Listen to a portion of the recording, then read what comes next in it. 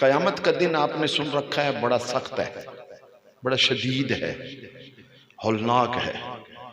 और पंजाबी ज़ुबान में आप लोगों ने कहावतें बुजुर्ग लोग बोलते रहते हैं, सुनी होगी, सूरज सवा नेज़े ते आ जाना, यानी सूरज बिल्कुल करीब, जमीन के बहुत ज्यादा करीब आ जाएगा, अपनी उस बुलंदी को छोड़ेगा और इस जमीन के बिल्कुल करीब, इतना करीब कि हम उसको मिसाल में सवा नेज़े के साथ देते हैं कि सवा नेज़े पर सवा जो है ना वो पहुंच जाएगा, उसकी मुसाफत कम पड़ जाएगी ज़मीन से। जो आज है, इस वक्त है, बहुत ज़्यादा है, बड़ा फासला है, बड़ी मुसाफत है, लेकिन उस वक्त बिल्कुल करीब आ जाएगा। अब देखें, इतनी बुलंदी पर चमकता है। और गर्मियों के अंदर जून जुलाई के महीने में जब वो अपनी आँख खोलता है तो इतनी तपश बना देता है कि बाज़ जगहों पर पानी बाहर रखें तो वो उबलना शुरू हो जाता है। इतनी तपश, इतनी गर्मी होती है, हमारी बर्दाश्त से बाहर हो जाती है बाज़ औक़ात। तो जब सूरज इतनी दूरी पे चमके तो अपनी तपश जमीन पर छोड़े तो हमारी बर्दाश्त जवाब दे जाती है, तो उस वक्त तो बिल्कुल करीब होगा। तो मुझे बताएं उस वक्त इसकी तपश का आलम क्या होगा। जमीन तांबे की होगी, तप रही होगी, और इंसान नीचे से ऊपर से गर्मी में बिलक रहा होगा, और इतनी गर्मी होगी कि उसके अपने जो है ना वो जिस्म से पसीना निकलेगा, और वो पसीना के बारे में आता है कि अगर उसका एक कतरा किसी पहाड़ पर डाल दिया जाए तो वो पिघल जाएगा उस पसीने का। और वो आदमी का अपना ही पसीना इतना होगा कि वो उसके अंदर बाज अपने अपने आमाल के मुताबिक उसकी कैफियत है, किसी का पाँव में होगा, कोई गिट्टों तक होगा, कुछ घुटने तक, कोई लाग इस तरह से ये कमर तक, फिर कुछ ये धड़ तक, फिर ये गर्दन तक, इस तरह से मुख्तलिफ जितना जैसा जैसा अमल होगा उसके मुताबिक उसका पसीना, और उसके अंदर वो शराबूर होगा, गर्क होगा, डूबा हुआ होगा। हर आदमी उस दिन साये की तलाश में होगा कि आज मुझे कोई साया मिल जाए। जैसे हमारे यहाँ गर्मी के अंदर कोई गर्मी हो तो एक छोटी सी भी कहीं से कोई थोड़ी सी भी इस तरह से गर्मी से बचाने वाली कोई चीज़ कोई सहारा में मिल जाए तो हम उसके नीचे सर देने के लिए तैयार हो जाते हैं, उसके नीचे छुपने के लिए तैयार हो जाते हैं। लेकिन वो दिन इतना सख्त है कि हर चीज खत्म हो चुकी है, जमीन खत्म है। यौम तुबद्दलुल अर्दु गैरुल अर्द, ये कुरान के अल्फाज हैं कि उस दिन ये जमीन खत्म हो चुकी होगी, नई जमीन बनेगी, नया जो वो सिफ्ते खल्लाक एक नया आसमान, नई जमीन तामीर फरमाएगा, तख्लीक फरमाएगा। ये उसकी अपनी कुदरत है। तो ये जमीन तो होगी नहीं, वो कोई और जमीन है। उस वक्त कैसी जमीन पैदा होती है वो उसकी अपनी तख्लीक है, वो कैसे करता है। तो बिल्कुल चटियल मैदान है, कोई दरख्त नहीं होगा, कोई छत नहीं होगी, कोई दीवार नहीं होगी, कोई भी साया मिलने की जो उम्मीद है वो नहीं होगी। सिर्फ एक ही साया होगा, उस दिन एक साया होगा। और उसकी मुख्तलिफ ताबीलों में अगर जाएं तो एक ये है कि उस दिन सिर्फ अल्लाह की रहमत का साया होगा, सिर्फ अल्लाह की अपनी रहमत होगी। उस रहमत के साये में जो आ जाएगा उसको वो गर्मी की तपश से महफूज कर दिया जाएगा। एक रिवायत में यह है कि अल्लाह का अर्श जो होगा, जिस पर अल्लाह पाक अपना जो है वो आप तशरीफ फरमा होगा, अल्लाह रब्बुल आलमीन अपनी शान के मुताबिक, अपनी ज़ात के मुताबिक, वो जो अर्श होगा ना वो तख्त नुमा, उसके पाँव के पाए जो होंगे ना, उन पायों का साया होगा। वो खुश नसीब और खुशबख्त इंसान होगा जिसको उस दिन जबकि कोई साया नहीं होगा ना, अल्लाह के अर्श का साया नसीब हो जाएगा। और यही चीज हदीस पाक के इब्तदाई अल्फाज में बयान किया गया है कि युज़िल्लुहुमुल्लाहु ताला, 7 खुश नसीब ऐसे लोग होंगे कि जिनको अल्लाह पाक अपने अर्श का साया अता फरमाएगा उस दिन, जिस दिन के कोई और साया नहीं होगा। ये 7 खुश नसीब कौन है, उनकी तफसील आपसे अर्ज करना चाहूंगा। अब ये खुशबख्ती, खुशकिस्मती और अल्लाह का करम, अल्लाह का फजल देखें कि कौन कौन इस खुशकिस्मती के आलम में, इस ग्रोह में, इस ग्रुप में, इन 7 में से किसी एक ग्रुप में शामिल होकर अपने आप को उस दिन की तपश और गर्मी से बचा पाते हैं कि नहीं? या कौन है जो खुश नसीब जो उस दिन अल्लाह की रहमत का साया ले, या अल्लाह के करम व फजल का साया ले, या अल्लाह पाक के अर्श करीम का साया ले? ये उस दिन की खुशकिस्मती है। उसमें से पहला ग्रुप कौन है? हदीस पाक के अल्फाज के मुताबिक तरतीब में पहला ग्रुप किसको जिक्र किया गया है? अल इमामुन, इमामुन आदिलुन, आदिल इमाम, अदल करने वाला इमाम, इंसाफ करने वाला इमाम। अब यहां इमाम की जो तफसील है, जो इमाम जिसको कहा गया है, अरबी जुबान में इमाम से मुराद हुक्मरान भी लिया जाता है, कायद भी लिया जाता है, लीडर भी लिया जाता है, नगरान भी लिया जाता है। लेकिन यहां पर अगर आप जैसा कि बयान हो रहा है, इससे मुराद हुक्मरान और नगरान ले तो माना यह बनता है कि अपने वक्त का जो हुक्मरान है, जो कायद है, जो नगरान है, वो अगर अदल पसंद होगा, अदल करने वाला होगा, तो वो खुश नसीब इंसान होगा कि जिसको अल्लाह पाक उस दिन अपने अर्श का साया अता फरमाए। अब इमाम हुक्मरान का माना अगर रखे तो हुक्मरान के एतबार से एक हदीस पाक बाकायदा जिक्र की जाती है आका अलैहिस्सलातु व तस्लीम की, और उसका एक जुमला तो बड़ा ही मशहूर है, और वो क्या है? कुल्लुकुम राइन व कुल्लुकुम मसऊलुन अन रइयतिही। तुम में से हर एक हाकिम है। कुल्लुकुम राइन, तुम में से हर एक हाकिम है। व कुल्लुकुम मसऊलुन अन रइयतिही, हर एक हाकिम से उसकी रइयत के बारे में सवाल किया जाएगा, उसकी रियाया के बारे में सवाल किया जाएगा, उसकी ममलकत के बारे में सवाल किया जाएगा। अब हम कहें कि हम तो हुक्मरान नहीं हैं, लेकिन कुल्लुकुम का लफ्ज ये कहता है कि किसी की तखसीस नहीं की जा रही इसमें कि कोई एक जाहिरी होगा या वो ही सिर्फ इंसान होगा कि जिसको हुकूमत मिलेगी, इक्तदार में आएगा, सिर्फ वही हाकिम कहलाएगा। नहीं, कुल का लफ्ज कह रहा है तुम में से हर एक इंसान हाकिम है। अब इसकी वजाहत में खुद हदीस पाक में अल्लाह के नबी ने इसकी वजाहत भी फरमा दी। इसकी वजाहत में क्या इरशाद फरमाया? अल इमाम राइन व मसऊलुन अन रइयतिही। वक्त का हुक्मरान जो होगा वो हाकिम है, तो उसकी रियाया के बारे में उससे सवाल किया जाएगा। अब इसकी तफसील को आगे लेके चले तो आगे हुजूर नबी रहमत सल्लल्लाहु ताला अलैहि वसल्लम ने इरशाद फरमाया, अगर तुम समझते हो कि हम वक्त के हाकिम नहीं, हम इक्तदार में नहीं, हम हुकूमत वाले नहीं, तो फिर आगे सुनो, अर्रजुलु राइन फी अहले बैतिही व मसऊलुन अन रइयतिही।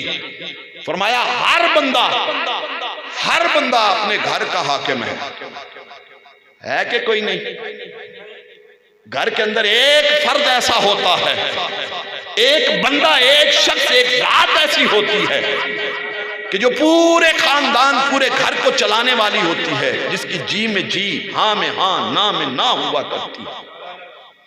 वो हाकिम है, और वो घर का हाकिम है, अपने खानदान का हाकिम है, अपनी बरादरी के अंदर उसका एक नाम या उसका एक रख रखाव, मकाम और मर्तबा है, वो हाकिम है।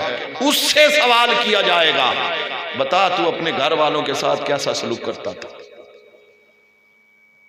औरत कहे कि मुझे मेरा जिक्र नहीं, मैं हाकिम नहीं हूं। हुजूर ने फरमाया नहीं, अल मरअतु राइन फी बैत ज़ौजिहा व मसऊलतुन अन रइयतिहा। औरत अपने खामद के घर की हाकिम होती है। और उससे उसकी रियाया के बारे में सवाल किया जाएगा। जाहिर बात है, जब खामन घर से निकल जाए काम काज के लिए, मेहनत मजदूरी मुशक्कत के लिए कहीं भी जाए, किसी और काम से जाना चाहे, घर छोड़ जाए, तो पीछे घर पूरे का पूरा उसकी बीवी के हाथ में होता है। घर की चीजों की वो अमीन है, घर के मामलात की वो अमीन है, सबसे बढ़कर ये कि वो उसकी इज्जत की अमीन है, मालो मता मनाल की वो अमीन है, वो उसकी रियाया है, उससे उसके बारे में क़यामत के दिन सवाल किया जाएगा। अब मैं मुकम्मल और ज्यादा वजाहत में जा नहीं सकता, टाइम के अंदर बड़ी किल्लत है। इससे आगे चले, एक आदमी कहे मैं वक़्त का हाकिम नहीं, घर का बड़ा भी नहीं, औरत में हूं नहीं, मर्द हूं, तो मुझसे क्या हकमियत होगी? मैं तो कहीं, जैसे कि हम उमूमन दफातर में नौकरियां करते हैं, मैं तो नौकर हूं या किसी जगह पर वैसे मेहनत मजदूरी करता हूं, मेरा मालिक है, ठेकेदार है, मैं तो उसके मतहत हूं, मैं तो कोई हाकिम नहीं। फरमाया नहीं, अल खादिम राइन फी माले सय्यदिही व मसऊलन अन रइयतिही। फरमाया नौकर अपने मालिक के माल का हाकिम है, खादिम अपने माल आका के मालिक के माल का हाकिम है, मसऊलन अन रइयतिही, वो उसकी रियाया के बारे में उससे क़यामत के दिन सवाल किया जाएगा। बता तू अपनी रियाया में अपने मालिक के साथ क्या सलूक करता रहा। अब इसकी वजाहत करूं तो और लंबी हो जाएगी। फिर आगे चले, वक़्त का हाकिम भी नहीं, घर का बड़ा भी नहीं, औरत भी नहीं, वो कहता है कि मैं जो है ना वो घर में ही रहता हूं, मेरा और कोई काम नहीं है, मैं कहीं मेहनत मजदूरी भी नहीं करता, कहीं नौकरी भी नहीं करता, सिर्फ घर में रहता हूं, बस और मेरा कोई काम नहीं है। अब देखे मेरे नबी की नजरे करम देखे, और नजरे वो दूर की नजर देखें जो गैब के इल्म पर भी दलालत करती है। हुजूर ने फरमाया देखो, अर्रजुलु राइन फी माले अबी है व मसऊलन अन रइयतिही, वो बंदा अपने बाप के माल का हाकिम है, उससे उसकी रियाया के बारे में सवाल किया जाएगा। अब ये सारी चीजों को गिन कर आप कहें कंडम कर दें, खत्म कर दें, जी मेरे पास मैं हाकिम भी नहीं, घर का बड़ा भी नहीं, औरत भी नहीं, कहीं मजदूरी भी नहीं करता, मेरे पास बाप का माल भी नहीं, फिर भी कुल्लुकुम का लफ्ज इस बात पर दलालत करता है कि हर इंसान हाकिम है। और वो हाकिम कैसे बनता है, हर इंसान हाकिम कैसे बन गया? वो इसलिए बन गया कि अगर वो किसी भी चीज का मालिक और एक हाकिम न सही, उसकी अपने वजूद की ममलकत तो उसके पास है ना, उसके अपने जिस्म के आज़ा उसकी रइयत है, ये हाथ उसकी रइयत है, आंख रइयत है, जुबान रइयत है, उसके जिस्म के आज़ा सारे के सारे उसकी रइयत में आते हैं। और ये सारी की सारी ममलकत इंसान की अपनी हुकूमत में आती है। अब मैं अपने हाथों को जैसे चाहूं हरकत दे सकता हूं, मेरी लिए आया। मैं आप अपनी आंख को जिधर चाहूं उठा लूं, इधर उठाऊं, उधर उठाऊं, आगे उठाऊं, दाएं बाएं ऊपर नीचे जैसे मर्जी उठाऊं, मेरी लिए आया है। जुबान से मैं जो कलिमात बोल रहा हूं अपनी मर्जी से बोल रहा हूं, अपनी रियाया है मेरी। मैं अपने कानों से जो मर्जी सुनूं, मेरी रियाया है। लेकिन दर हकीकत ये आज़ा इंसान को जो दिए गए, जुबान दी गई अल्लाह की तारीफ और सना करने के लिए, मेरे मुस्तफ़ा करीम अलैहिस्सलातु व तस्लीम की नात खानी करने के लिए, कान दिए गए अल्लाह की सना सुनने के लिए, कुरान सुनने के लिए, अच्छी बात सुनने के लिए, हाथ दिए गए हलाल रोजी कमाने के लिए, हलाल काम करने के लिए, आंख दी गई अल्लाह की कुदरत के निजारों को देखकर उसकी कुदरत का नारा लगाने के लिए, रब्बना मा खलकता हाज़ा बातिला, मौला जो कायनात में जो जो चीज तूने पैदा की है वो सारी की सारी बाकमाल है, वो कोई बेकार नहीं, हर चीज हुस्न जमाल वाली है। उसको देखकर उसकी जो है वो तारीफ व तौसीफ कर, महरम गैर महरम और हर हराम चीज को देखने के लिए ये आंख नहीं दी गई। तेरे जिस्म के आज़ा कदम उठे तो जब भी उठे या अल्लाह के घर की तरफ उठे या अल्लाह के कहे हुए अहकामात की तरफ उठे या तेरी माँ बाप की खिदमत के लिए उठे या घर वालों के पालने पोसने के लिए, उनके लिए खिदमत करने के लिए, मेहनत मजदूरी के लिए उठे, हलाल रिज़्क के लिए जो कदम उठता है, मेरे नबी ने फरमाया जो का आदमी सुबह हो सवेरे अल्लाह का जिक्र नमाज जिक्र करने के बाद जब रिज़्क़ हलाल की गरज से घर से कदम उठाता है, जब तक रिज़्क़ हलाल कमाने की कोशिश करता रहता है, वो जिहाद करने वाला होता है। अब इस कुल्लुकुम रइयतिही व कुल्लुकुम मसऊलुन व ये सारी हदीसें पाक को सामने रखकर आप देखें तो हम सारे हाकिम हैं कि नहीं हैं। और एक बात यहां पर मैं और भी शामिल करना चाहूंगा, मस्जिद के अंदर जो मुसल्ला इमामत पे इमाम साहब खड़े होते हैं ना, वो वैसे तो खुद इमाम है, वैसे तो खुद इमाम है, खुद हाकिम है वो, लेकिन चूंकि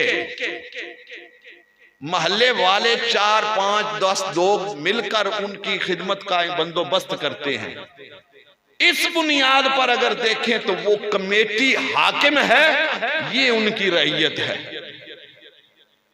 मेरी बात समझ रहे हैं ना। ये हर मस्जिद का मामला है, यहां सिर्फ यही का नहीं, मैं हर जगह पर अगर मैं मौका मिले तो बयान करता रहता हूं। ये पैगाम देना मेरा फर्ज भी है, हक भी है। आजकल की महंगाई के दौर में, आजकल के मुआशी मामलात के एतबार से अगर देखें तो ये इमाम उस कमेटी की रियाया है।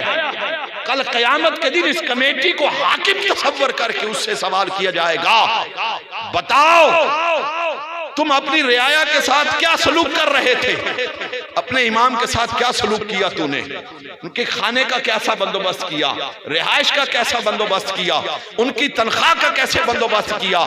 क्या 10, 12, 15 हजार के अंदर घर चलाना मुमकिन था जब तू उसको 12 हजार के ऊपर, 14 हजार, 15 हजार के ऊपर इमाम रखकर इतराता था, गुरूर घमंड और तकब्बुर करता था और कहा करता था मौलवी ये क्यों कर रहा है, मौलवी वैसा क्यों कर रहा है, मौलवी इधर क्यों जाता है, मौलवी उधर क्यों जाता है, मौलवी ये क्या कर रहा है, मौलवी वो क्या कर रहा है।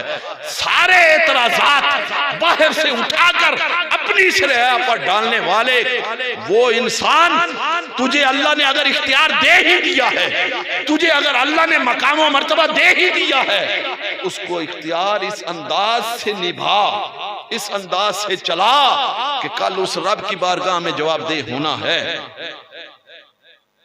इससे पहले कि तू उस रब की बारगाह में खड़ा होकर अपनी हाकमियत का जवाबदेह होता रहे, अपनी रियाया का ख्याल कर ले। आज से ये हर आदमी जो भी जिस किसी मस्जिद के साथ रिलेटेड आदमी बैठा हो वो सुन रहा है, सुनना चाहिए और इस बात के ऊपर उसको ध्यान करना चाहिए। तो फरमाया पहला वो खुश नसीब है जो इमाम आदिल है, अदल करने वाला है। अब इस अदल के जुमरे में आप देख सकते हैं कौन कौन आया,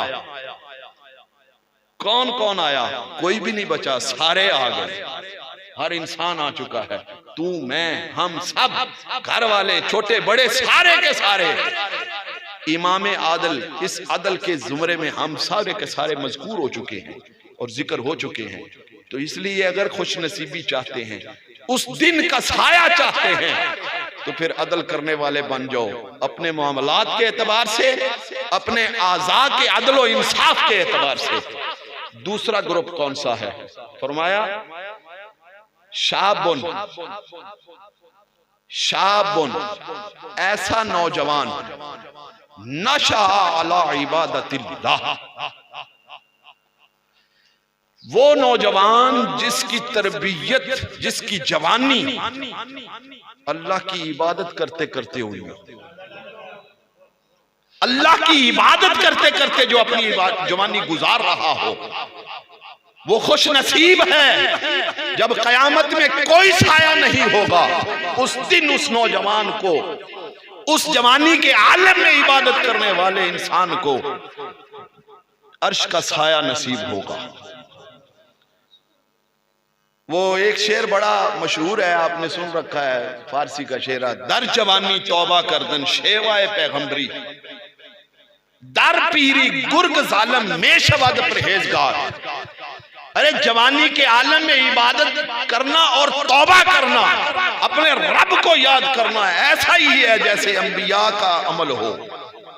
शेवाए पैगंबरी का मतलब यह नहीं कि अंबिया नौजुबिल्लाह अस्तगफिरुल्लाह, अंबिया मासूम है गुनाहों से, हर एतबार से गुमान और ख्याल करना भी कुफ्र है, अंबिया की तरफ ऐसी निस्बत करना भी कुफ्र है। लेकिन इसमें शेर में बताया और समझाया यह जा रहा है कि अगर आदमी जवानी के आलम में आए और जवानी के आलम में आकर जब हर तरफ से ख्वाहिशात नफसानी की भरमार हो, दुनियादारी उसके ऊपर टूटी हुई हो, हर तरफ से जिधर मुंह करता हो उसके ख्वाहिशात को पूरा करने का सामान मुकम्मल तौर पर सजाकर उसके सामने रख दिया गया हो, और वो नौजवान उस आलम में भी अपने रब को याद करके उन ख्वाहिशात नफसानी के ऊपर गलबा पाकर अपने रब की बारगाह में अगर आकर सर झुकाता है, वो खुश नसीब है जिसको मकामो मर्तबा के एतबार से शेवाए पैगंबरी के दर्जे में रखा जा रहा है। और वो खुश नसीब है कि जिसको जन्नत का उस दिन कयामत वाले दिन अपने अल्लाह के रब के अर्श का साया नसीब होने वाला। दर पीरी गुर्ग जालम में शवाद परहेजगार, बुढ़ापे के आलम में भी कोई तौबा कर ले, ये रब का करम है। तौबा की तौफीक नसीब हो जाए, उससे बड़ा करम कोई नहीं, उम्र का कोई भी हिस्सा हो। बुढ़ापे के आलम में भी आकर अगर सजदा रेजी की तौफीक मिल जाए तो ये भी उसका एहसान है, ये उसका करम है, ये उसका फजल है। लेकिन बुढ़ापे के आलम में क्या होता है, और कर कुछ नहीं सकता, ख्वाहिशात नफसानी कम पड़ गई, खत्म हो गई। दर पीरी गुर्ग जालम, इसमें कहा गया कि बुढ़ापे के आलम में जालम भेड़िया भी में शवाद परहेजगार, वो कहता है अभी बस आज के बाद मैंने कोई शिकार नहीं करना, वो मुत्तकी और परहेजगार बन जाता है। भाई अब वजूद में आज़ा में वो ताकत जो नहीं रही कि किसी शिकार के ऊपर झपट सके और उसको गिरा सके और उसको अपना शिकार बना सके। अब ज़ाहिरी बात है बैठकर यही कहना है कि बस इसके बाद खत्म। ठीक है, इसमें कोई शक नहीं, कभी भी तौबा की तौफीक मिल जाए, सजदा करने की तौफीक मिल जाए, ये उसका करम है, ये उसका एहसान है। लेकिन दर जवानी, अगर जवानी के आलम में इंसान लौट आए, पलट आए अपने रब की जानिब, तो इससे बड़ा करम और कोई नहीं है। हुजूर नबी रहमत सल्लल्लाहु ताला अलैहि वसल्लम ने इरशाद फरमाया कि खैरुम मिन शबाबिकुम, तुम्हारे नौजवानों में से सबसे बेहतरीन नौजवान वो है मन तशब्बहा बिकुहुलिकुम, जो तुम्हारे बूढ़ों की मुशाबत इख्तियार करने वाला हो। जो जवान सबसे अफजल वो है, बेहतर वो है, अच्छा वो है जो अपने आमाल में बूढ़ों की मुशाबत इख्तियार करने वाला हो। बूढ़े की मुशाबत का मतलब क्या है? बूढ़ा जो आदमी है वो बैठेगा तो बड़े सुकून से, उठेगा तो बड़े सुकून से, जो भी काम करेगा रुक रुक कर ठहर ठहर ठहर करेगा, अपने आजार अपनी ताकत के अपनी हिम्मत के मुताबिक रुक रुक कर इत्मीनान के साथ ठहर कर अमल करेगा।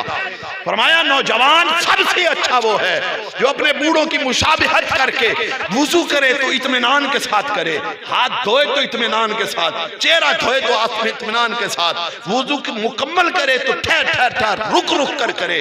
जब अल्लाह की बारगाह में मुसल्ला नमाज पर पहुंचे तो वहां पर भी बूढ़ों की मुशाबहत इख्तियार करते हुए इत्मीनान के साथ खड़ा हो, सुकून से रुकू में जाए, सुकून से खड़ा हो जाए, सुकून से इत्मीनान के साथ अपने रब की इबादत करने वाला हो, वो बेहतरीन नौजवान है, वो बेहतरीन नौजवान है। देखते रहे इस नौजवान की फजीलत कितनी बयान की गई है। और इस हदीस पाक के अगले अल्फाज की तरफ क्या जाऊं, टाइम ही नहीं रहा। एक इस मौजू पर एक छोटी सी बात और हुजूर का फरमान ही बयान कर देता हूं। हुजूर नबी रहमत सल्लल्लाहु ताला अलैहि वसल्लम ने इरशाद फरमाया, जो नौजवान इबादत करने वाला नेक हो और उस इबादत के आलम में जवानी गुजारते गुजारते उसको अगर मौत आ जाए, वो कब्र में जाए, फरिश्ते सवाल करने के लिए आए और उसको बिठाकर खड़ा कर बिठाकर उससे सवालात को जवाबात का सिलसिला शुरू करें तो गैब से नदा आती है रब की जानिब से, दाओ हो फइन्नहु शाबुन, ओ फरिश्तों इसको छोड़ दो, ये तो नौजवान है, ये जवानी के आलम में कब्र के अंदर आ गया है। इरहमू फइन्नहु शाबुन, इस पर रहम करो, ये नौजवान है। लब यकमल उमरुहु, इसने तो जवानी भी भरपूर दुनिया में नहीं गुजारी है, भरपूर जवानी दुनिया में नहीं गुजारी। जो जवानी के चंद दिन या थोड़ा अरसा इसको मिला वो रब की इबादत और जिक्र और फिक्र में गुजार कर कब्र में पहुंच गया। इस पर रहम करो, छोड़ दो इसे। ये जवान पर और क्या करम होगा अल्लाह का, इससे बड़ा और फजल क्या होगा। मेरा नौजवान ये बात सोचता है, ये ख्याल करता है कि अभी तो मैं नौजवान हूँ, जवानी के आलम में हूँ, बड़ी उम्र पड़ी है, बुढ़ापे की तरफ जाऊंगा, बूढ़ा हो जाऊंगा, बड़ी अभी तो लंबी चौड़ी उम्र पड़ी है। नहीं नहीं, ये सोच गलत, ये तेरा तसव्वुर गलत। इसलिए कि गौर करके जरा इर्द गिर्द के माहौल में देख, कितने बूढ़े अभी तक बैठे हुए हैं, कई नौजवान कब्रों में जा चुके, कितने बूढ़े बैठे हैं और कई नौजवान कब्रों में जा चुके हैं। ये तसव्वुर गलत, ये ख्याल गलत, ये बात गलत, ये सोच गलत कि अभी उम्र बड़ी पड़ी है। उम्र कभी नहीं, उम्र का जो लम्हा मिल जाए उस पर अल्लाह का शुक्र अदा कर कि अभी सांस चल रही है। हर सांस पर अपने रब का शुक्र अदा करता चला जा।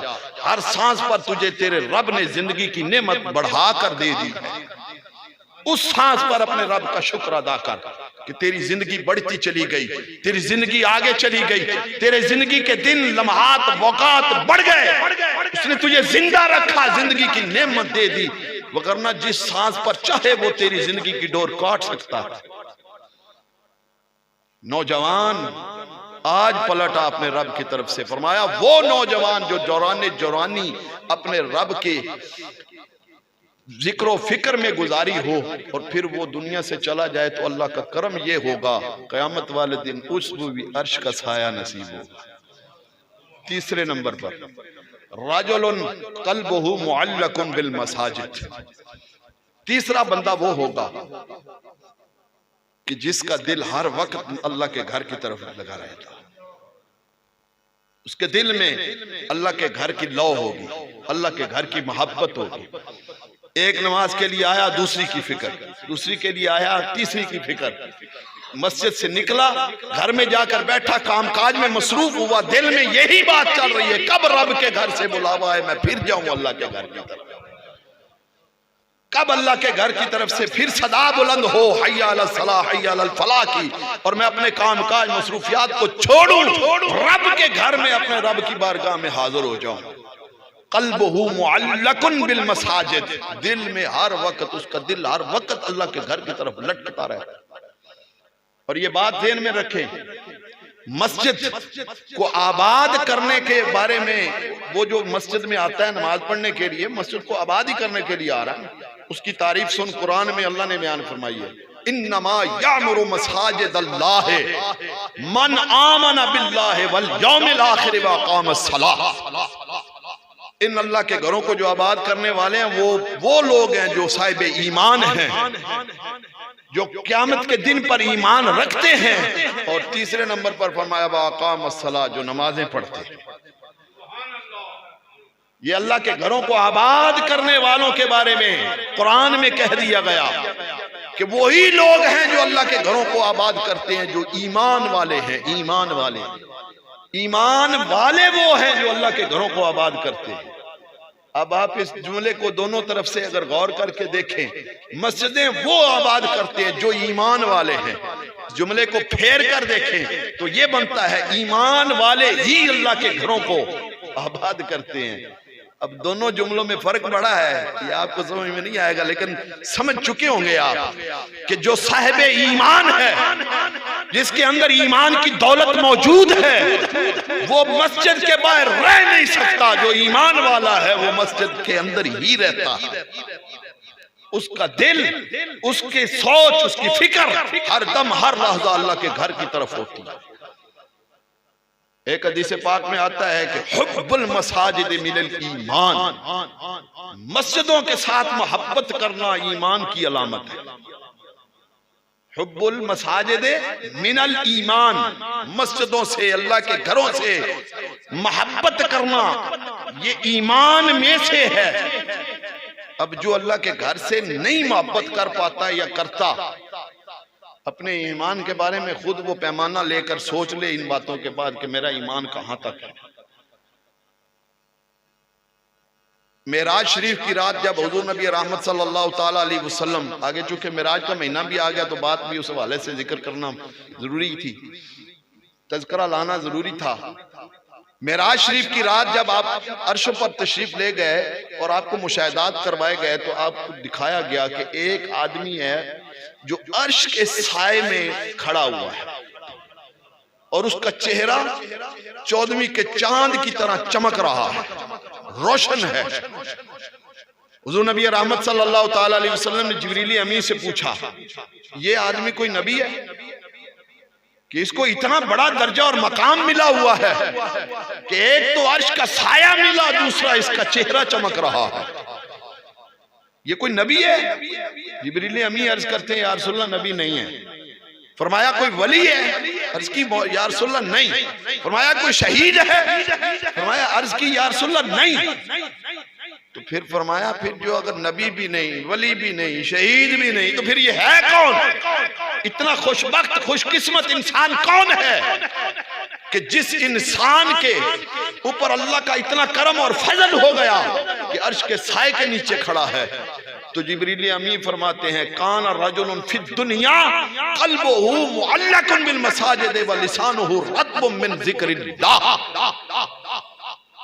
ये जब इंसान दुनिया में जिंदगी गुजारता था ना, इसकी जुबान पर हरदम अल्लाह का जिक्र रहता था, दिल में अल्लाह के घर की मोहब्बत रहती थी। इसकी जिंदगी ऐसे गुजरी है, ऐसे जिंदगी गुजारते गुजारते ये दुनिया से रुखसत हुआ है। ये वो खुशकिस्मत है, जुबान पर जिक्र इलाही रहा, दिल में अल्लाह के घर की मोहब्बत रही, इस आलम में दुनिया को छोड़ कर आया है। अल्लाह ने करम कर दिया है, अपने अर्श का साया अता फरमा दिया। एक बुजुर्ग एक जगह से गुजरे तो एक मस्जिद को देखा, मुसाफिर थे, मस्जिद उसके अंदर दाखिल हो गए। जब देखा तो बड़ी अजीब सी वीरान सी मस्जिद थी, लेकिन मुसाफिर थे, लेट गए, सोए। अल्लाह के वली थे ना, अल्लाह के वाले थे, बुजुर्ग थे। तो जमीन उस मस्जिद के अंदर से एक गैब की आवाज आई।